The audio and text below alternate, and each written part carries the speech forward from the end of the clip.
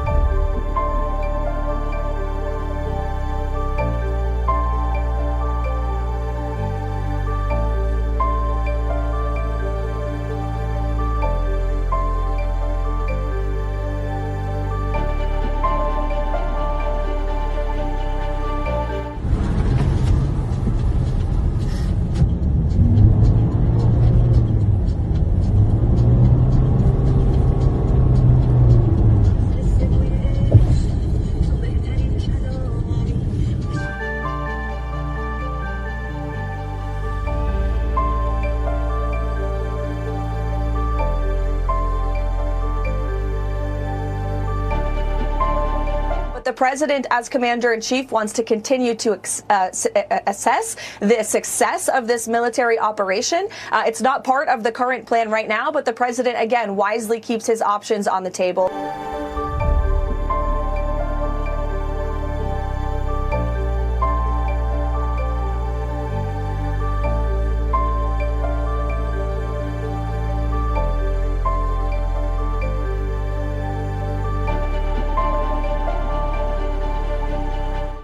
Circumstances where you'd send in ground troops. How are you thinking about that? I don't even want to talk about it now. I mean, it's. I don't think it's an appropriate question. You know, I'm not going to answer it. Could there be? Possibly, for very good reason. Have to be very good reason. And I would say if we ever did that, they would be so decimated that they wouldn't be able to fight at the ground level. Are you thinking about the oil facility there? There's an oil facility kind of on the coast of Iran that could be secured by ground troops. There's been some speculation that could be a target. Well, I don't know what the speculation is, but I certainly wouldn't be able to tell you that. I'd be in trouble with myself if I told you that.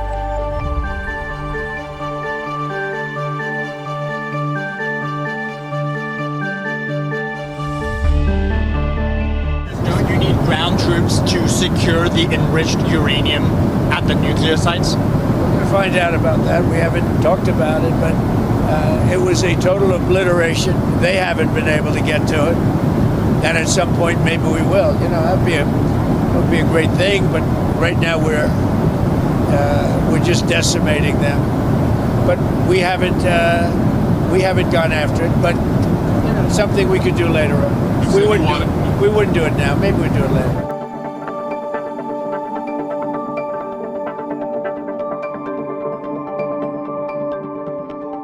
New and dangerous fronts have opened up in the war in the Middle East, with Iran striking a desalination plant in Bahrain, which is a blow to the region's freshwater supplies.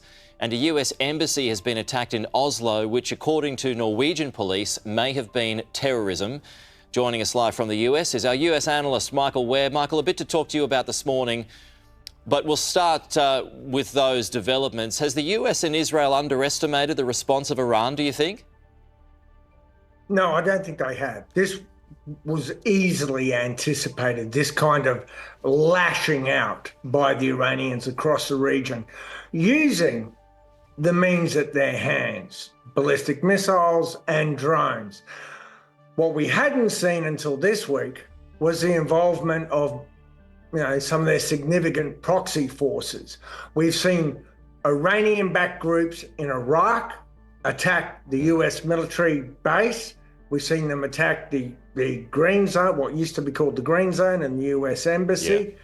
Yeah. And now, only just recently, we've seen the Iranian-backed massive Hezbollah militia in southern Lebanon launch missiles into Israel to support their Iranian backer. So, Yeah, their ability was expected and anticipated, and as much as possible, it's been counted. Okay. So there was a piece in the New York Times over the weekend, and it was quite an extensive summary sourced by 6 Iranian officials that it had spoken to. I want to get your thoughts on. So this was reportedly Ayatollah Khamenei's orders in the event of his death. And they were 1, take steps to set the Middle East aflame. 2, appoint 4 layers of succession for military commanders and officials to make sure there is no power vacuum. 3, the plan to make war with Iran extremely costly, not just for the US and Israel, but also Arab countries, so tourist economies would be hit. And 4, expand the war's reach. Is all of that happening? Well, to be honest, I could have written the stages of that plan.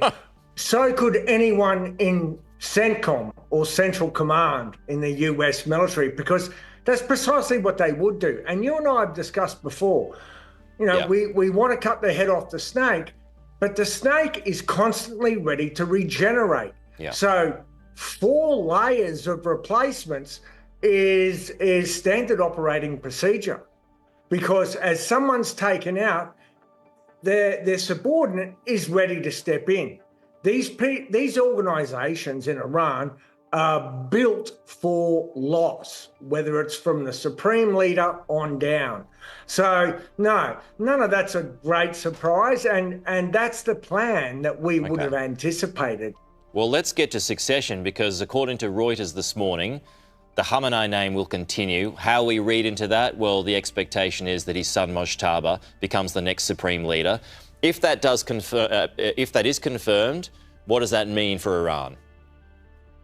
Well, it's very hard to read the tea leaves inside such an opaque system as the nomination of a new supreme leader in Iran. But if in fact it is the deceased Ayatollah's son, I don't think that bodes well.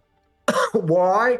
Because there was opposition to him within the clerical organizations inside Iran. They don't want to see a succession by blood. They believe that it like the Pope in Rome, it shouldn't come down bloodlines. It should be chosen each time independently. But more importantly, I think, just from the outside and from the sources I've spoken to, his appointment would be a signal that the Revolutionary Guard Corps is still very much in power. Yeah. And is consolidating that power, because he's very much aligned with them. So I think he would be, for us, the worst of the possible choices. Yeah. Okay, we'll see if that does get confirmed in the next few hours, because according to Reuters, it will be. As we mentioned in the introduction, though, Oslo is hit. We've spoken about this over the weekend, Michael. Does that mean sleeper cells might have been awakened? Well, in Oslo, we don't yet know. The Norwegians are not ruling out terrorism, but they're not saying that it is terrorism. And sentry device outside the public entranceway to the American embassy in Oslo. That said, mate, the Iranians have sleeper cells all over the world, including in Australia. I mean, we've had accusations that Iranian agents were inflaming anti-Semitic activities in Australia. These guys have been launching or conducting assassinations across Europe for decades. They've attempted bombings in France that were intercepted. And here, just in North America, I can tell you, for more than 2 decades, I've been obsessed with the Iranian embassy in Mexico City, because that's Iran's largest listening base in North America, the closest to the United States, and the place from which it can direct all sorts of activities with sleeper cells or with agents that they activate or recruit now, or even with the use of cutouts, employing criminals or others to do what they want without the criminals or the others even knowing they work for Iran. So yes, it's something that the US intelligence community has been warning about since before this began, and especially since this war has begun. So there might well be more of those. If that turns out to be true, as Michael pointed out, we're still waiting to get a confirm on what caused it, but it may have been terrorism, according to Norwegian police, as we just said. Michael, we're always good to talk to you.